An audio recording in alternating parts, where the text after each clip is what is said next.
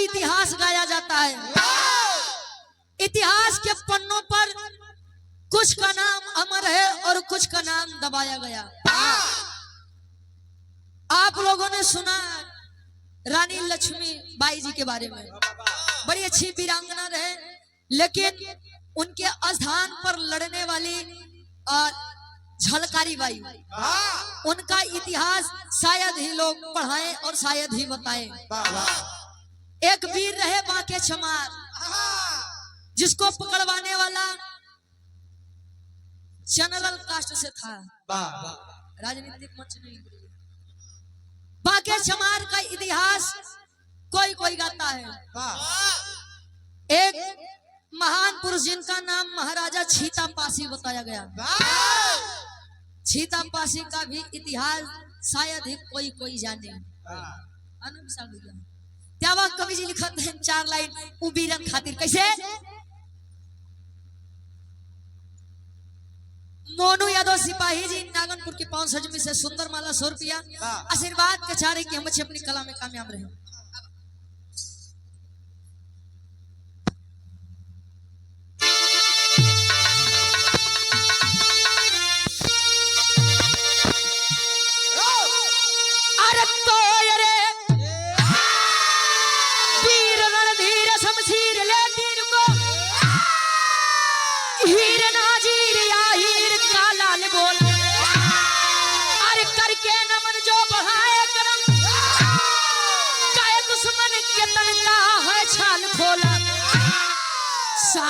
जान कुर्बान हंस कर दिए निशान भारत का जिसने न रुकने दिया।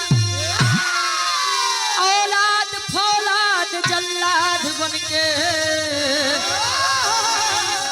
मार बैरी समर में न रुकने दिया।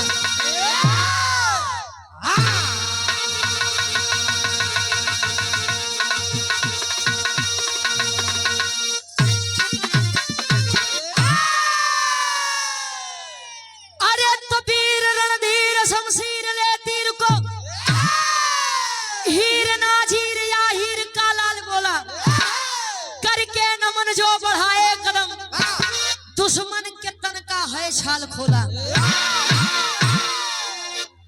पहले के लोग एक बात कहा गुरुजी, समझ लेकिन भाषा नहीं समझ।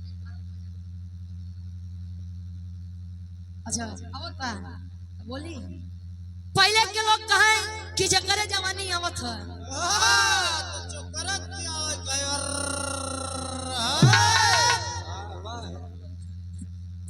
का हो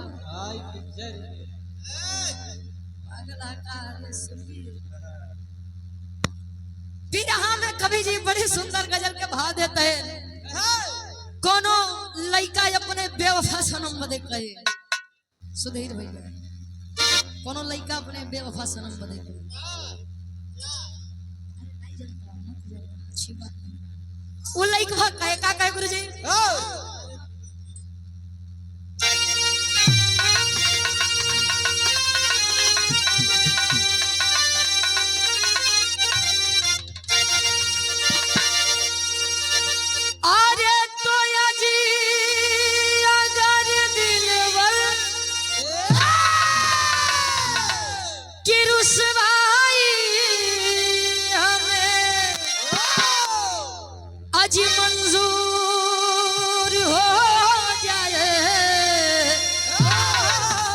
अरे सनम तू वफा के नाम से मशहूर हो जाए।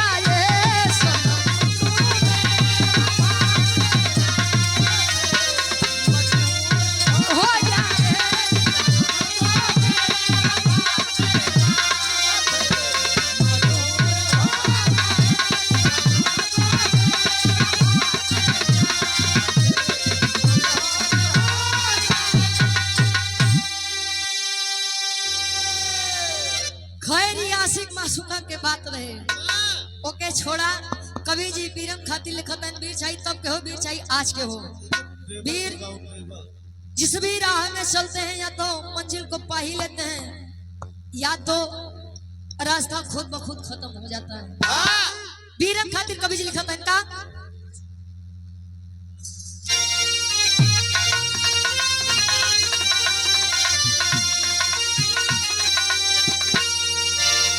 अरे तो वीर बाका बहादुर की समझ में, अरे तो जान चली जाए कसम भारत, अरे माता की अलग पहचान बन जाए कसम भारत।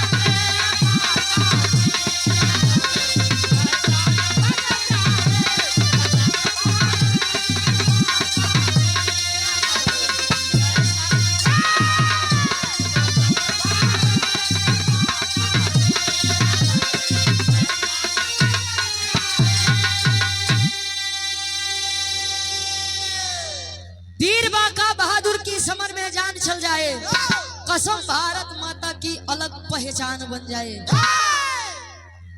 कहे रघुकुल रीति सदा चली आई, चले तू आजकल के वीर है ना, कौन है तब के हो, कब के बाद छत्रिता वाली। अच्छा बड़ा जुलूम भरे तले कुल मेहरारू लोडे नहीं के ऊपर बा जके तुमको दर्द बा एमसी संपर्क कइले भाई साहब। कहानी के शुरुआत में कवि जी चौहरी छंद से लेते हैं, कैसे?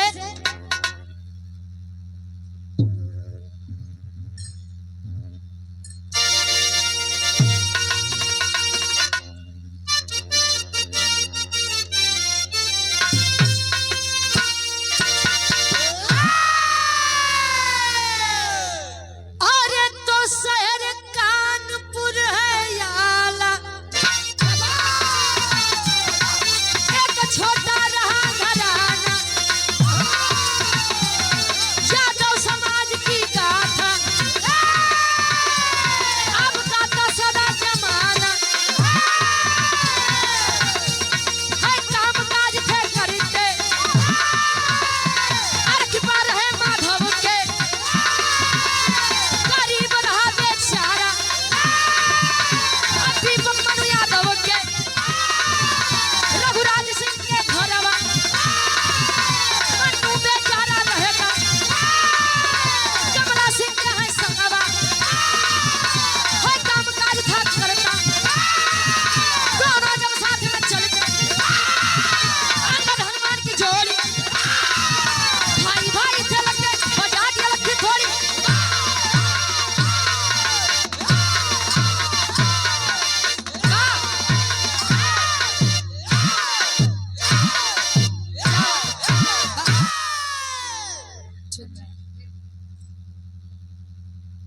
ठीक बा, कहानी के तो नहीं समझ ला, आशा नहीं पूर्ण विश्वास बा कहानी शीशा के जैसा साफ हुई। हेनरी अंग्रेज, बड़ी बढ़िया बात, हेनरी अंग्रेज। अच्छा ये अंग्रेजन के एक बात बड़ी अच्छी रही, ठीक है अगर इतिहास बोलता है, इतिहास लोग पढ़ते हैं तो इतिहास में कहीं कहीं अंग्रेजों ने भी अच्छा काम किया है भारत देश के लिए। जैसे रेलगाड़ी की सुविधा, उसका विरोध करने वाले कौन थे? उच्च वर्ग के, कि ऐसा न हो ये शूद्र लोग हमारे समान हमारे बराबर बैठे। शिक्षा के लिए स्कूल को खोला जा रहा था, विद्यालय को खोला जा रहा था, तो सबसे पहला विरोध किसका था? उन्हें भी दिक्कत थी कि ऐसा न हो कि शूद्र समाज के लोग पढ़ लिख के अपने हक और अधिकार को जानने लगे। आज संविधान की देन है, लोग संविधान के हिसाब से चलते हैं। मेरी एक बात आप लोग समझ लीजिएगा, जहां पर जनता सरकार से डरती है वहां पर तानाशाही सरकार होती है, और जहां पर सरकार जनता से डरती है वहां पर स्वतंत्रता होती है। अब आप लोग सोचा और समझा कि तानाशाही सरकार में जियत था कि स्वतंत्रता में जियत है। छोटा सा शहर कानपुर शहर, कानपुर में एक छोटा सा परिवार हुआ, माई बाबू, एक 5 साल का लड़का जेकर नाम मन्नू यादव बताया गया। जो लोग कहते हैं हमारे लिए हमारा धर्म, हमारा मजहब सर्वोपरि है, उनके लिए यह बिरहा मेरा एक सीख है। मन्नू यादव छोटा सा लड़का बा, 5 साल के। कहा जाता है जब तक हमारे सर पर हमारे माता पिता का साया होता है, हम कितने भी बड़े हो जाएं, हम फिर भी बच्चे कहलाते हैं। और माता पिता चाहे वो 2 साल में छोड़ के जाए, चाहे 5 साल में छोड़ के जाए, चाहे 2.5 महीना पर, चाहे 1 दिन पे छोड़ के चले जाए, उसी दिन हम गार्जियन बन जाते हैं। काहे से कि आज के समाज में कोई ऐसा हो जो निस्वार्थ किसी की मदद करे, बाकी तो हर जगह स्वार्थ ही छिपा है। मन्नू यादव का परिवार है छोटा सा। आय हाय, ईश्वर को मंजूर नहीं था माता और पिता का साया उठा है उस 5 साल बच्चे मन्नू यादव के सर से। तो गांव के मुखिया, जिनका नाम रघुराज सिंह बताया गया, जाति से ठाकुर थे। रघुराज सिंह की पत्नी का नाम शारदा देवी। शारदा देवी और रघुराज सिंह के बीच में एक लड़का 7 साल के, जिसका नाम कमला सिंह बताया गया।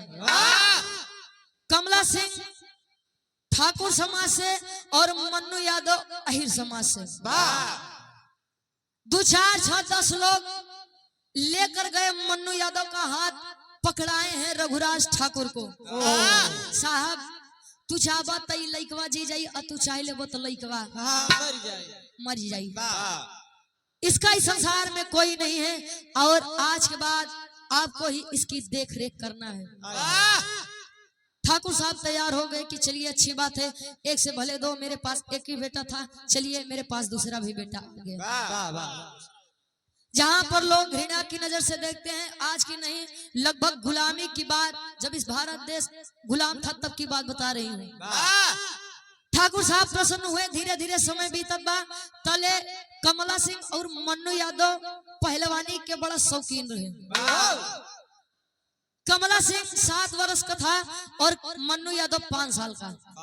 तो मन्नू यादव रिश्ते में कमला सिंह को अपना बड़ा भाई समझे और दंगल के मामले में अपना गुरु समझे। धीरे धीरे समय बीता, नाग पंचमी का दिन आए, तले होत का बिरहा में एक लाइन गीत लगत बा।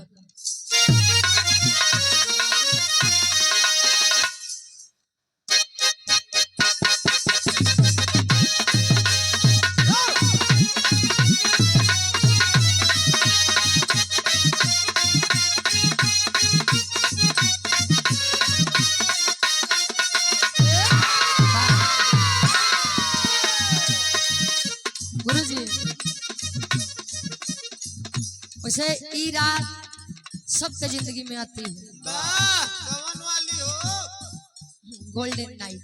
कहाँ मिले? तो नाई जनता का हो, नाई जनते हो।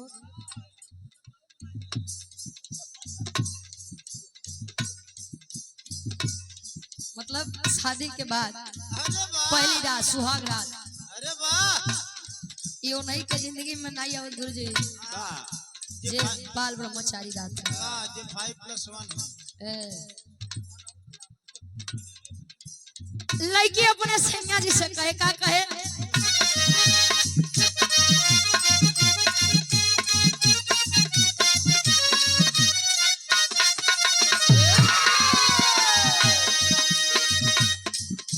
दुल्ही बतावे, चूड़िया चट चट तोरला हमारे नरम कलैया मरोड़ के, मनवाए राजा आई हो, मनवाए राजा अब का खाटी के पाटी तोड़ के, मनवाए राजा जी अब का खाटी के पाटी तोड़ के,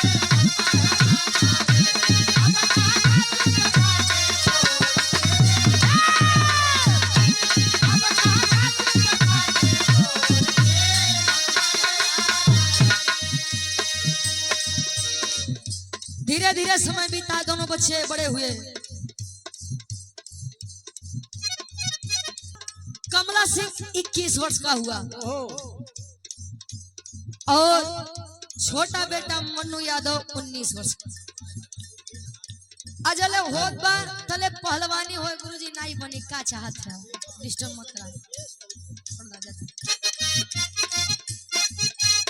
नाग पंचमी के दिन हमेशा प्रत्येक वर्ष हाल दंगल रखा जाए वाह और इस बात की चर्चा थी कि कभी कोई कमला सिंह से दंगल में नहीं जीता था। तले लोगन के जमाव बा और लोगन के बीच में एक बुढ़ऊ दादा निकल के आवत है जिनकर नाम सुखू। पहले के लोगन का ऐसे नाम हो क्यों के सुखू क्यों के भूरहू क्यों के नहीं रहू। हाँ ठीक था पहले के नाम ऐसे हो। आज तो देखा था एक एक अक्षर के नाम पर डब्लू यस बात बस भूसी छोड़ कर कीमत नहीं पाए। सभा के बीच से जब सुखू दादा बाहर आए चले ठाकुर साहब से एक बात कहे का कहे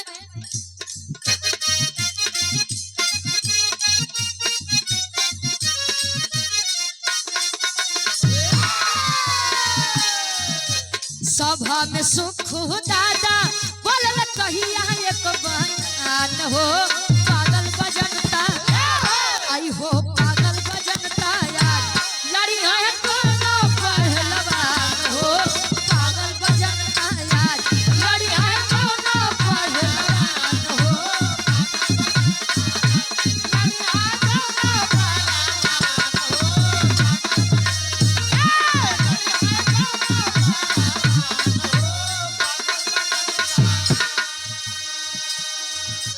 अच्छा नाग पंचमी के दिन कुश्ती रखाए। जितने भी पहलवान आए थे कमला सिंह से सब पीछे तले सुखू दादा बाहर निकले कहे का ठाकुर साहब बार बार एक वीर के हाथ इमोगन के हाथ में देते तू मतलब आपके घर पर खुद ही दो शेर पले हुए हैं। बड़ा लड़का कमला सिंह जिसका कोई जोड़ ही नहीं है और आपका दूसरा बेटा धर्म का बेटा मन्नू यादव काहे नहीं दोनों के बीच में कुश्ती रखवाई दा।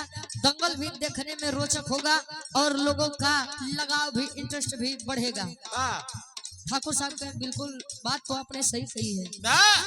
मन्नू यादव के सामने यह प्रस्ताव गया तले मन्नू यादव का हाथ बका कहे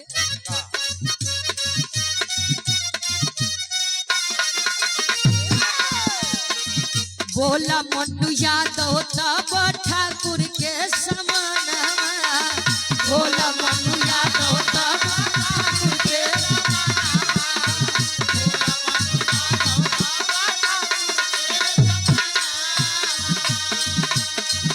दंगल में गुरु लागे रिश्ते में वीराना दंगल में गुरु लागे रिश्ते में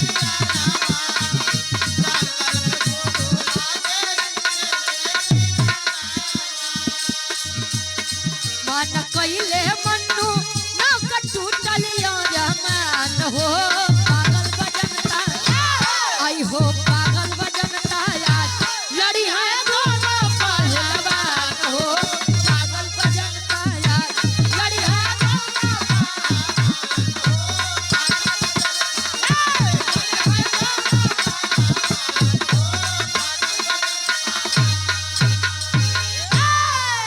और आप सम्मानने पर जब यह विचार पहुंचा मन्नू यादव तक। मन्नू यादव के सामने धर्म के पिता खड़े हैं रघुराज ठाकुर। काहे बेटा तुझे पहलवानी लड़नी है। मन्नू यादव सोचत बा रे यार मैं भी पिताजी के नजर में बड़ा हो गया। बोलिए किससे लड़ना है। काहे पहले बताओ लड़ी लेबे कि नहीं लड़बे।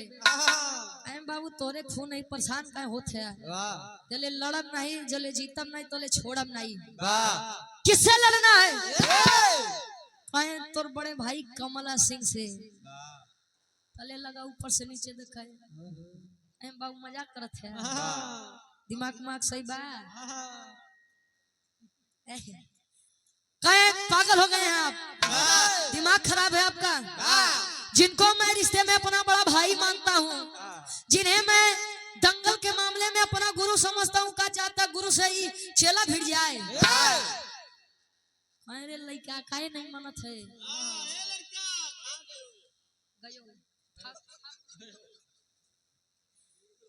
काहे नहीं मानत है। काहे की देख तुझे युद्ध करना है तुझे लड़ना है ये रिश्ते जो है वो दंगल के बाहर निभा लेना, पहले चल के लड़। नहीं बाबू मानी जा, हम अपने बड़का भैया से नहीं लड़। तोले रघुराज सिंह खड़े हो गए कि ए लड़के,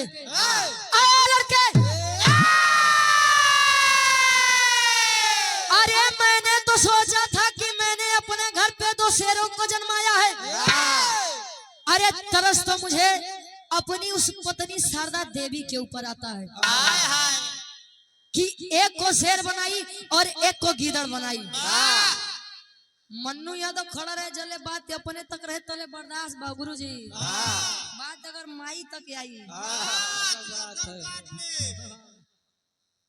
वाह, तू ही एक सपूत लेकर दिखाते हमके। ए भैया जले बात अपने तक बात तले मन्नू यादव खड़ा, लेकिन जले बात माई के ऊपर तले खड़ा हो गया बा। ऐलान करवा बा कैसे, एक लाइन गीत लगत बा और ई गीत के बिरहा सम्राट या विजय लाल यादव गुरुजी बड़ा लहाई के गावे। आई गीत रील पे बड़ी वायरल रही, हमरे बड़का भैया लोग बड़ा वायरल करे रहे ने रील के माध्यम से। कैसे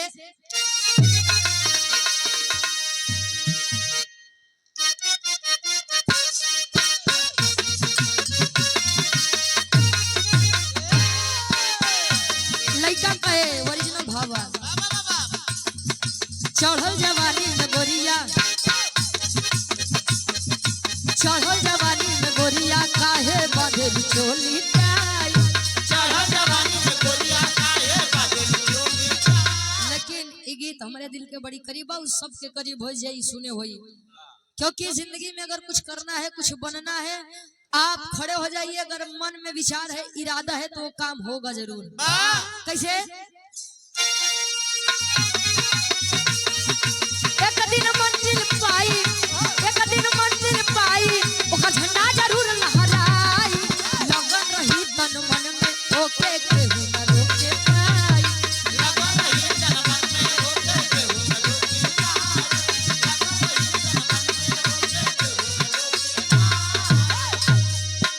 ताले मन्नू यादव कहे बाबू, तले फिर जानते नहीं है कि माई हमके का बनाई बा। का बका कहे सरवा पलली माई, सरवा पलली माई, जब सिंह के जोर दिखाई, दंगल भूमि के ऊपर देखा मिट्टी की तिलक लगाई, दंगल भूमि के ऊपर देखा मिट्टी की तिलक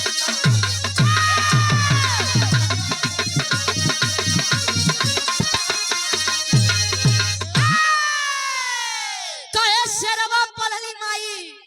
ए बाबू ना हमारे माई के पैदाइश में शक बा, नहीं तो हमारे धर्म के माई के पलले में कोनो शक बा।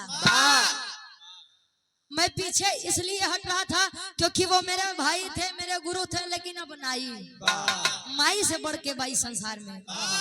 माँ शब्द बड़ा छोटा होता है, लेकिन माँ शब्द की गहराई बहुत बड़ी होती है गुरुजी।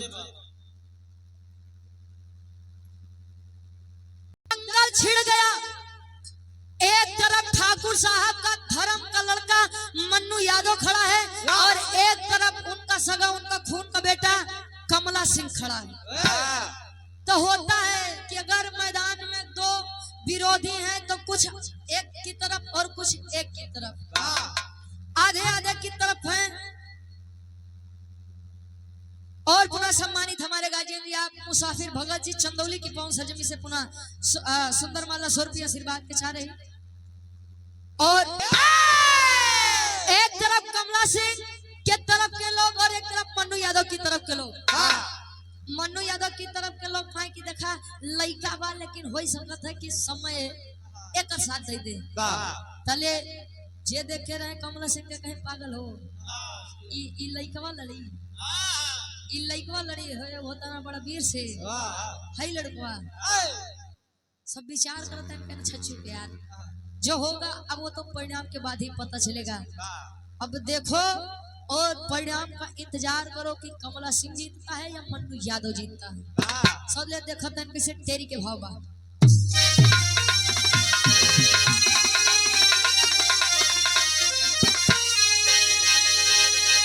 अरे तलो हाथ बोलो हल तारे झमके, अरे तलो हाथ बोलो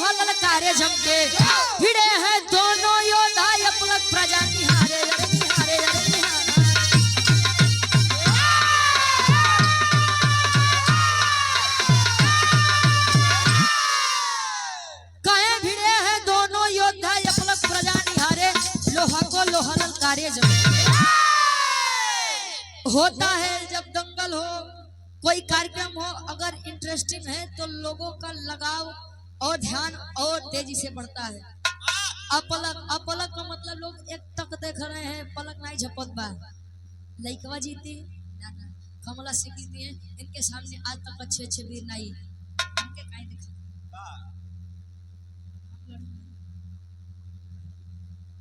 कुछ देखा है कमला सिंह नहीं, कमला सिंह जीती और कुछ काहे नहीं, लइकवा जीत जात स्वामी तो एकर घमंड चूर हो जाता। अच्छा होते करते तले एक दांव मन्नू यादव लगाया उठा के, जले पटका है, चारों तरफ से तालियों की गड़गड़ाहट होने लगी। वाह बेटा वाह, वाह बेटा, गजब चोर माई तुम तो दिख गए। वाह बेटा वाह, चोर माई। अच्छा यार लोगन में बात हो रही है बा, अरे लड़का देते नाम कह दे, अरे लड़का जेकर गमन आज तक अच्छे अच्छे नहीं तोड़े वो तू 1 मिनट में 1 सेकंड में कह दिए। माला पहनाने लगे लोग स्वागत करने के लिए। अच्छा एक बात देखिए, मजे की बात यह है कि धर्म का बेटा जीता है रघुराज सिंह का, और सगा बेटा रण में पीछे हुआ है, फिर भी रघुराज सिंह को 1% भी फर्क नहीं पड़ा कि मेरा सगा बेटा इस रण में पीछे हुआ है। खुशी हुए, सीने से लगाए, वाह बेटा आज मुझे लग रहा है कि मैंने किसी अच्छे सपूत को अपने घर में पनाह दिया है। बखान हुआ, तारीफ किए, आए लेकर शारदा देवी को आवाज दिए, शारदा देवी बाहर निकलो। हाँ आओ, बाहर आओ।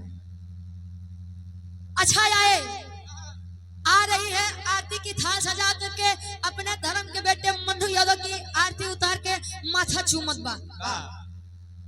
और लइकवा कमला सिंह इतनी घोर बेइज्जती होए के बाद सोचिए लगातार लड़ता था, कभी हारा नहीं था, आज पहली बार हारा है तो अपमान रोम रोम में समाया है और अपमान का बदला लेने के लिए एकदम उतारू है।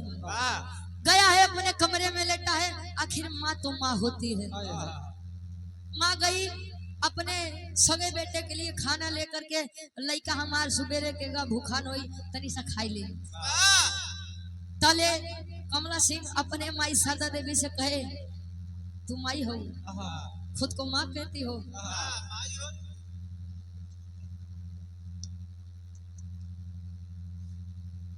कहे खुद को माँ कहती हो, अरे शर्म आ रही है आपको माँ कहते हुए भी। मैंने आपके कोख से जन्म लिया, मेरे हारने का गम आप दोनों के चेहरे पर नहीं दिखा, और कल का आया हुआ लड़का वजीर का क्या गया, उसके सामने मेरी कदर ही कम हो गई। तले माई समझावत बनाई रे लइका, जितना हम तोहे मानी थी उतना उ लइका के मानी थी, और जितना उ लइका के मानी थी उतना तोहे मानी थी। भाई मानती है मुझे? हाँ मानती हूँ, जो कहूंगा वो करेगी, हाँ करूंगी। तले मन्नू यादव बदे कमला सिंह कहे, का कहे, बिरहा के आखिरी गीत में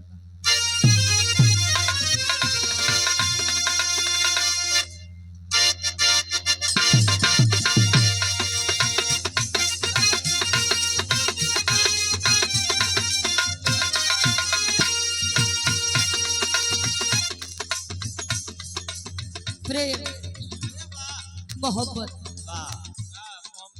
इश्क, लव, स्नेह और मतलब। हाँ नहीं तो तू गणित मतलब तो क्षेत्र कला बदे पागल हो गया तो क्या मतलब है। प्रेम करना कोई गलत बात नहीं है, लेकिन प्रेम पाक और पवित्र होना चाहिए। आज के इस संसार में जानते हैं कौन सबसे ज्यादा धनी व्यक्ति है? जिसके पास जीवन साथी वफादार है। कितना भी आप कमा लीजिए, अगर तार मेहरारू तो नीला ड्रम में डाले चक्कर में बा, चले गुरुजी खतरे में पड़ बा। ना ना, इसीलिए आज के समय में सबसे ज्यादा धनी व्यक्ति वही है जिसके पास जीवन साथी वफादार है। वो लड़का कहे, का कहे,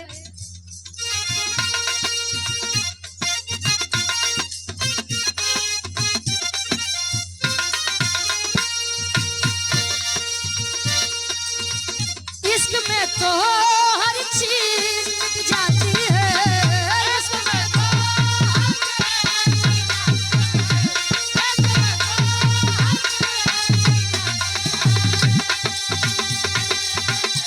एक गाना आया था, कहे दुनिया है मेरे पीछे लेकिन मैं तेरे पीछे। अपना बुला ले मेरी जान। ये दुनिया केवल गुरु जी आगे पीछे बा, बीच में जाता ही नहीं बा। बस तेरा भाई तोहार ज्ञान अगर हम लेब ना तो तोरे जैसा मऊ जाइए मत दथु ज्ञान। लइका कहे इश्क में तो हर चीज मिट जाती है, इश्क में तो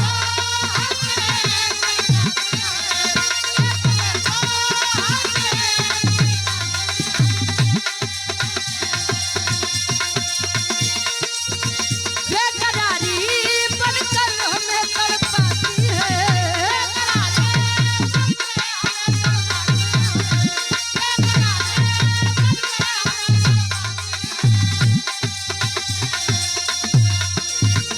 इश्क में तो हर चीज मिट जाती है, बेकरारी बनकर हमें तड़पाती है, याद याद याद बस याद रह जाती है, याद याद याद।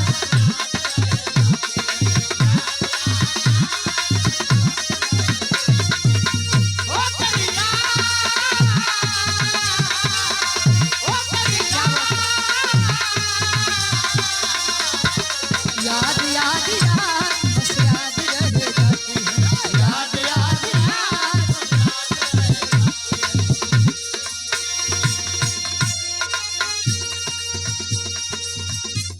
खड़ा हुआ कमला सिंह अपने बिस्तर से, तले माई के बैठाई के बड़ा प्रेम से कहे कहे तू मुझे मानती है ना, कहे हाँ मानती हूँ। कहे कि देख माँ, जो है मैं तुझसे सत्य कहूंगा, मैंने उस नमक हराम को कभी अपना छोटा भाई समझा था, मैंने कभी उस नमक हराम को अपना शिष्य माना था। अरे कम से कम इस दोनों रिश्तों का तो लिहाज रख लेता वासाला, नहीं माना। और अब मेरे दिल में ना उसके लिए प्रेम है और ना ही कोई जज्बात है। मतलब ऐ सुन मेरी बात, तुझे उसे मेरे सामने लाना है। ले आओ सामने से। किस लिए लाना है? ऐ सुनो मेरी बात, बतावे का बतावे। लेके बंदूक कर तू उसमें डालेंगे,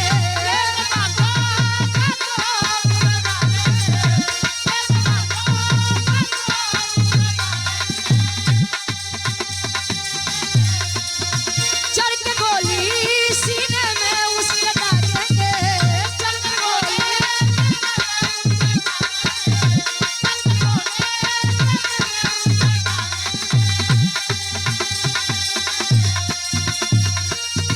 लेके बंदूक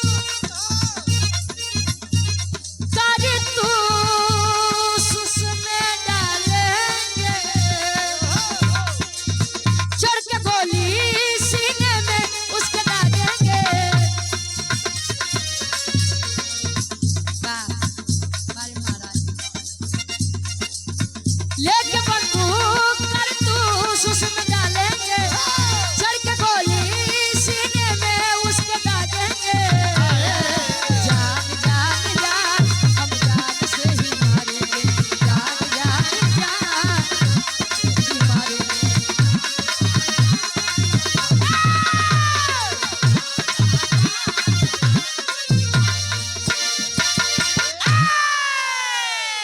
कहे लेके बंदूक कारतूस उसमें डालेंगे, चढ़ के गोली सीने में उसके दागेंगे। जान जान जान हम जान से ही मारेंगे। अब झोले मातारी ओके मारा नहीं तले हमारे कलेजा के ठंडा कहाँ से आत्मा के साथ है? नहीं मिली। मातारी सोचे अरे वाह रे मेरी औलाद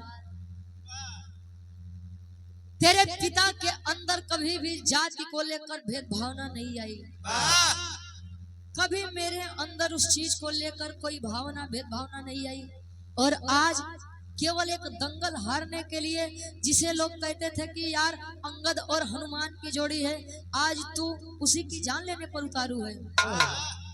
अरे माई, अब हमके ज्ञान के बात मत बताओ। कहे ओके जमन करे के रहन उ करे, अब हमके जमन करे के बाब हम करब। और तूने मुझे वचन दिया था, जा उसे लेकर आ। गई है डरे से में कदमों के साथ, मन्नू यादव रियाज मारत बा। तले मन्नू यादव के मातारी आवाज देत बा, शारदा देवी, बेटा मन्नू आए बेटा आया है। मन्नू यादव, हाँ माई बोल। कहे कि अच्छा एक बात बाप पूछी तो सी जवाब देवे, हाँ दूंगा। क्या तू मुझे अपनी माँ समझता है? माई पागल हो गई है, इस सुबेरे सुबेरे का या नाम शनाब बकत है। मेरा भी मजाक का मूड नहीं है, क्या बात है बोलो। कहे जे तने पूछियो तने बोलो, करे आगे मत बोल। कहे बता तू मुझे अपनी माँ मानता है कि नहीं मानता है? लड़का कहे हाँ मानता हूँ। क्यों? कहे कि जो मांगूंगी वो देगा मुझे। कहे माई तो हमार परम सौभाग्य होई जले, इतना दिन से कुछ नहीं मांगी, आज मांगत है, बोल का चाहिए तोरे खातिर तो हंसत हंसत अपन जान दे दे। शारदा देवी कहे नहीं रे बेटा, जान नहीं चाहिए तुझसे, पहले तू मुझे वचन दे कि मैं जो मांगूंगी वो देगा। कहे हाँ दूंगा, देगा हाँ दूंगा, देगा हाँ दूंगा, तिरवाचा बंधवाई है। कहे बेटा मुझे यही चाहिए कि तू ये घर छोड़कर चला जा। देख अब ढेर होत बा। एक बार हम कहें कि हमार मजाक के मूड नहीं भाई, का बोलत है। 5 साल का था जब मेरे माता पिता मुझे इस संसार में, स्वार्थी संसार में छोड़कर चले गए। जब से मैंने जाना है, माना है, मैंने आपको और पिताजी को पूजा है, अपना गार्जियन समझा है। मैं अपने इस परिवार को छोड़कर कहाँ जाऊंगा? मेरे इस संसार में कौन है माँ? तू वचन दिया था, अब अपने वचन से तू पीछे नहीं हट सकता। एक बात है, जो वीर होते हैं गुरुजी वो दानी भी होते हैं। अच्छा माँ की बात माना और चल दिया अपना घर परिवार, अपना पूरा संसार छोड़कर चला है। धीरे धीरे समय बीतत बा, बदले की भावना अब दिल के अंदर ही रह गई। कमला सिंह भी सोचे कि लागत बा लइकवा डेराई के भाग गवा का डर के कारण, या घर ही छोड़ के चला गया। और मैं भागने वालों से मुकाबला नहीं करता। ये बात सोच करके खुद को सांत्वना दे, खुद को हिम्मत दे। धीरे धीरे समय बीतत बा, तले अंग्रेजन के एक सरदार जिनका नाम हेनरी अंग्रेज बताया गया, लॉर्ड हेनरी बताया गया। तले हेनरी जाने कि यार हिंदुस्तान के लइकन में बड़ा दम बा। इ लइकन में सबसे बरियार नाम उठ के आवत बा कमला सिंह के। कहे नहीं लइकवा से एक बार हम दंगल लड़िए ली, विचार बनाया। कैसे बनाए बा? पापड़ के भाव में कभी जी लिखा है।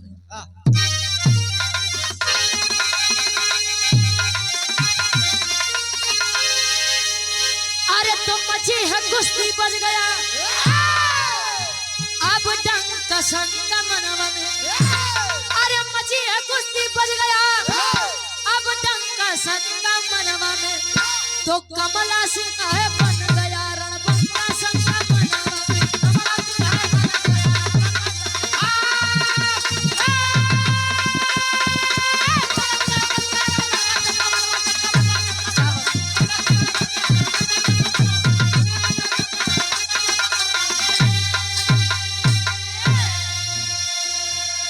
अरे तो हेनरी अंग्रेज कमला सिंह को ललकारा है, मिलाओ या के हाथ मुझसे गरमा टका दुलारा है। अरे तो गॉड जाने मिटा दूं। गॉड का मतलब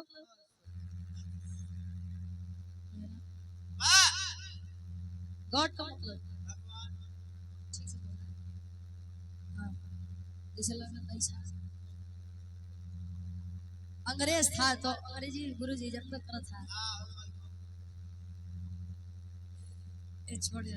अच्छा उनकर लोग के बात बात ले करो लोग हिंदी बोलिए तो ऐसा लगे कि केवल अंग्रेजी में बोलते हैं ओ गुरुजी। अच्छा जो भाषा है ये यार अच्छा ये होता है कि जो भाषा हमको नहीं आती है वो सुनने में बड़ी अच्छी लगती है। जैसे हमको आप लोगों की भाषा बड़ी प्यारी लगती है और आप लोगों को शायद मेरी भाषा पसंद आती है, अच्छा लगता है। हाँ तो ये होता है काहे से कि हम लोग ठेठ अवधि बोलते हैं। गुरुजी ये छोरा नहीं छोरा लड़का नहीं छोर प्रतापगढ़ अमेठी सुल्तानपुर अब प्रयागराज चारों बॉर्डर पर हमारा घर पड़ता है। अच्छा चला है कमला सिंह भी प्रत्येक दिन की तरह अपने पहलवानी के लिए चला तले हेनरी अंग्रेज आया तले कहा ओ माय गॉड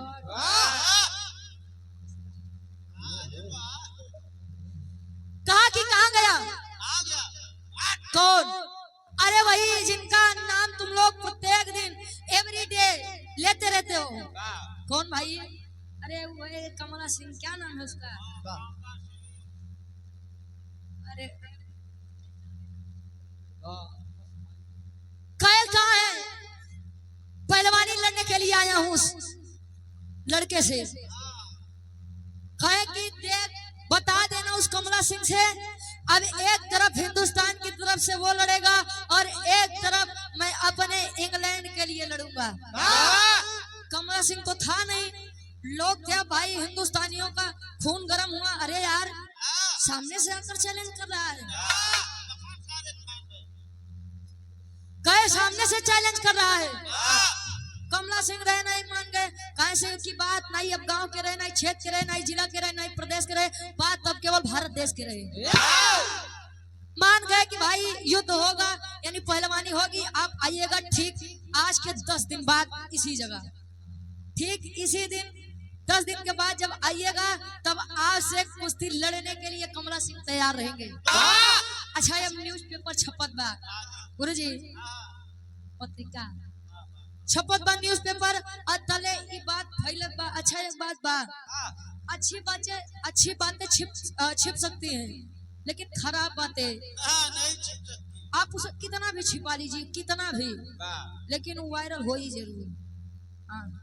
अच्छा धीरे धीरे यार इनके मुख से उनकर तक उनकर से उनकर तक उनकर से इनकर तक कुल बात फैलत बात तले ई बात पहुंचत बात के करे लगे आल्हा के भाव में कवि प्रमाण देते हैं।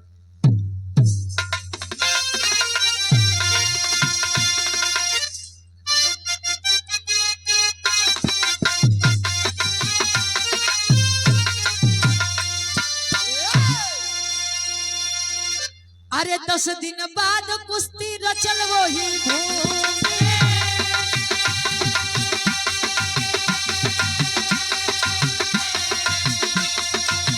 चारों तरफ फैले लगे सुना समाचार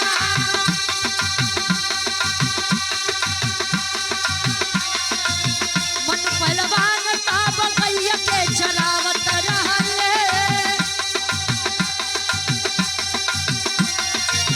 मन पहलवान ताब गैया के चरावत रहले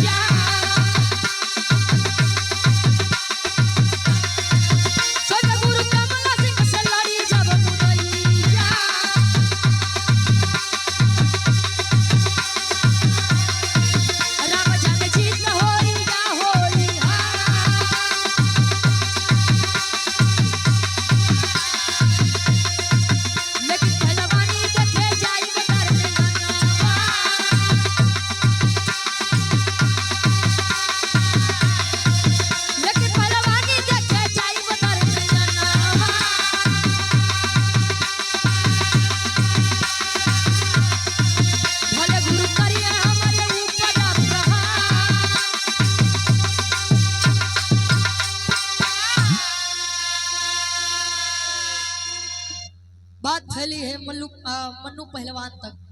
भाई घर से निकाला गया, घर से माँ के द्वारा भगाया गया।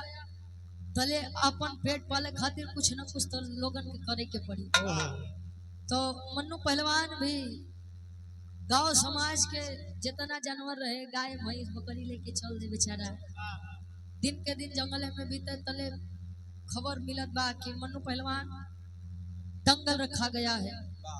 और दंगल में एक तरफ हिंदुस्तान के लिए लड़ रहे हैं कमला सिंह, जिनके तू अपन गुरु माना था, और एक तरफ हेनरी अंग्रेज आ रहा है इंग्लैंड की तरफ से। तो लड़का विचार करत बारे यार, चले हमार गुरु हमसे नहीं जीते तो उसी का जीती। जब वो मुझसे नहीं जीते तो पता नहीं अंग्रेज कवन दाव जाने कवन नहीं, पता नहीं जीती कि नहीं जीती। अब कुछ भी हो, गुरु मुझे मारे या अपना ले वो बात की बात है, लेकिन मैं भी वह पहलवानी देखने जाऊंगा। ठीक 10 दिन बाद गया उसी भूमि पर, देखा तो लोगों का जमाव लगा है। अच्छा हम बताए ना कि चाहे गवैया हो चाहे पहलवान हो, लेकिन वो लंगोट के पक्का हो।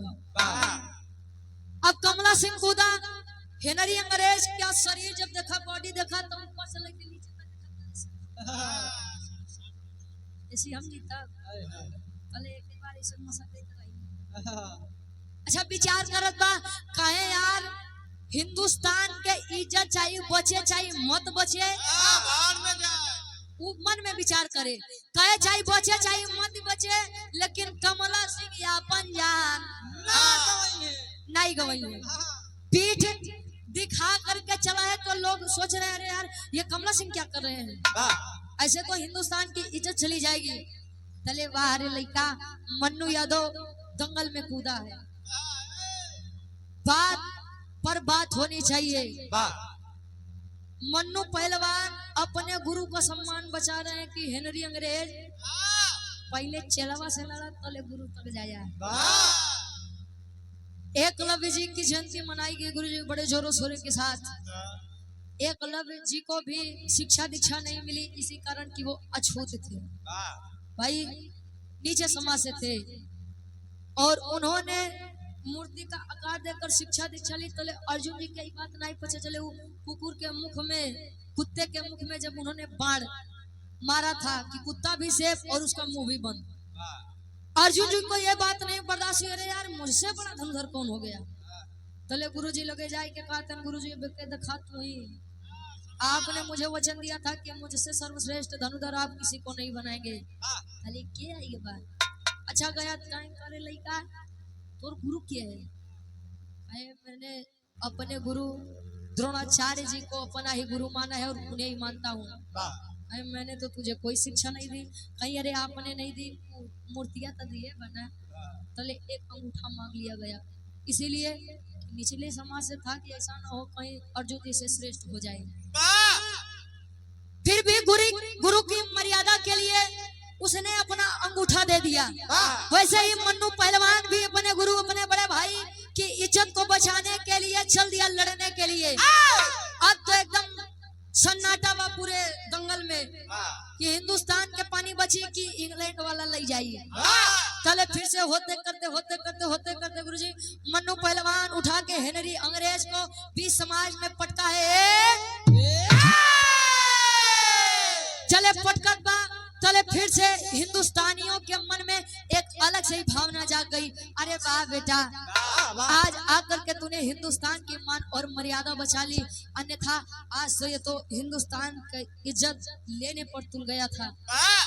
फिर से लोग प्यार किए, गले से लगाए और आकर के मन्नू पहलवान से उसका बड़ा भाई कमला सिंह भी जैसे माफी मांगे बदे चला था। तले हेनरी अंग्रेज निकाल के बंदूक जैसे ही ताना है कमला सिंह के ऊपर, तब तक मन्नू पहलवान देखा और अपने गुरु का सुरक्षा कवच बन करके सामने आया। बंदूक से गोली छूटी और जब गोली छूटी तो आकर के मन्नू पहलवान के सीने पर लगती है। आय हाय बाबू, कमला सिंह को अभी अपने गलती का एहसास हुआ, उसने क्षमा तक भी नहीं मांगा था और मन्नू पहलवान के साथ इतनी बड़ी घटना हो गई। मन्नू पहलवान के अपने गोदिया में लेके कहा कि भाई देख मुझे माफ कर दे और मैं तुझे अपने छोटे भाई अपने अंगद को अपने से दूर नहीं जाने दूंगा। मैं तुझे अच्छे से अच्छे अस्पताल में दिखाऊंगा और तेरी देखभाल करूंगा। तो ले मन्नू यादव हथवा पकड़ के एक बात कहे। कौन बात कहे?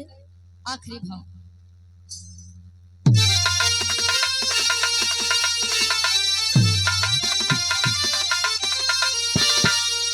अरे त गोली लागल बा हमरे, टूटल बयास भैया। अरे त गोली लागल बा हमरे, टूटल बयास भैया। हमारे माई के देखैया हमारी लाश भैया। हमरा माई के देखैया हमारी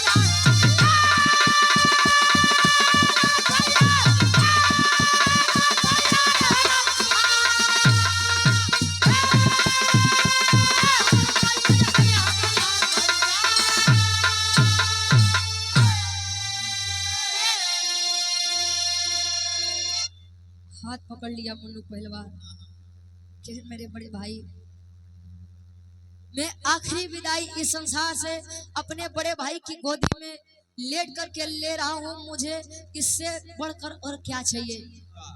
आप ही कभी मेरी जान के दुश्मन बने बैठे थे और आज मेरी कर्मों की वजह से आप मेरी जान बचाने के लिए व्याकुल हैं।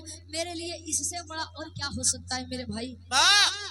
मैंने इस जंग को तो जीत लिया, अपने हिंदुस्तान की इज्जत तो बचा ली, लेकिन मैं अपनी जिंदगी की जंग हार गया मेरे बड़े भाई। अगर माफी में तुम मुझे कुछ देना चाहते हो तो सुनो मेरी बात। मेरी आखिरी विदाई, मेरा आखिरी दर्शन मेरी माँ शारदा देवी से करवा देना। मेरी लाश को मेरी माँ को दिखा देना। क्यों? तले बतावत बा का बतावे।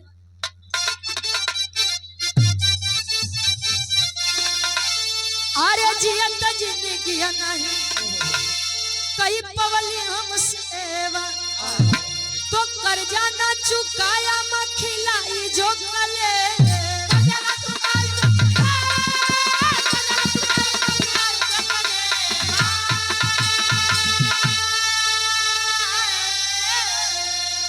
अरे खुशी माई के तू देवा विश्वास भैया।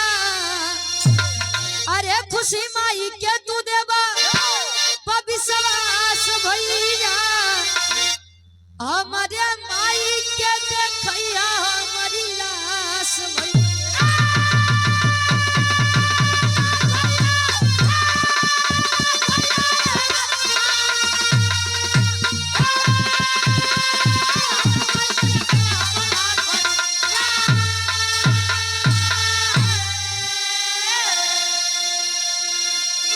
कहे जानते हैं मैं अपनी माँ को ये लाश दिखाने के लिए क्यों कह रहा हूँ।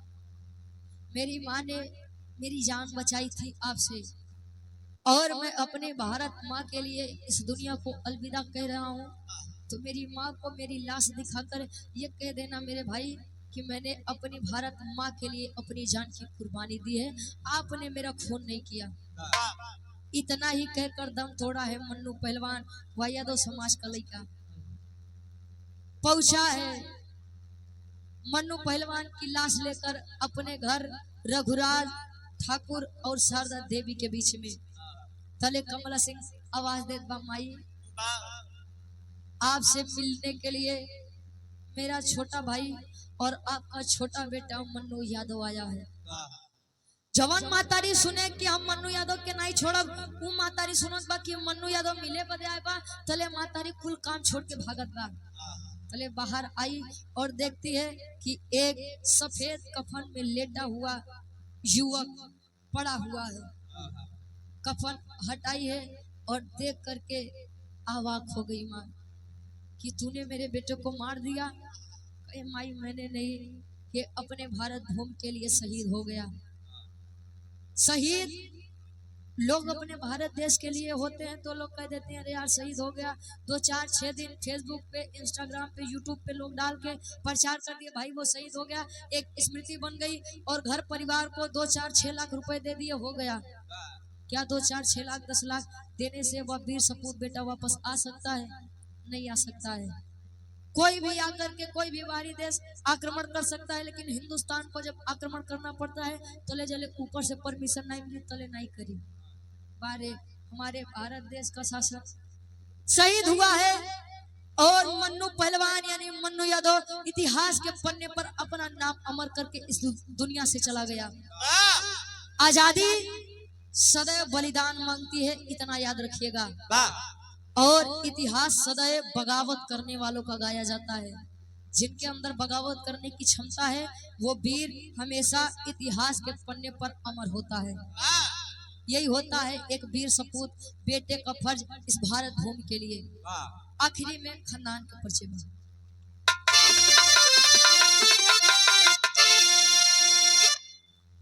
राजेश यादव फौजी साहब, राजेश यादव पौनी की पौन सर्जमी से हमारे पूजे गाजी थी 100 रुपया आशीर्वाद में चाह रही कि हम अच्छी अपनी कला में कामयाब रहे।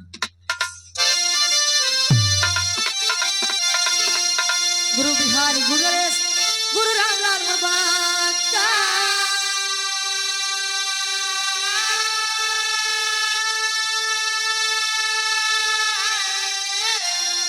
अरे कथन करे हमके तू कभी बचन का विजय पता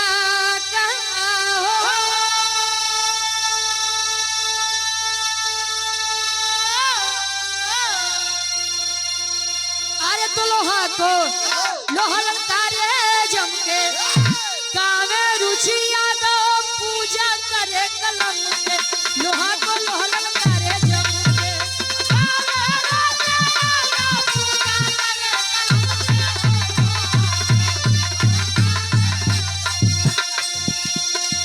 नहीं चाहिए दिल दुखाना किसी का, नहीं चाहिए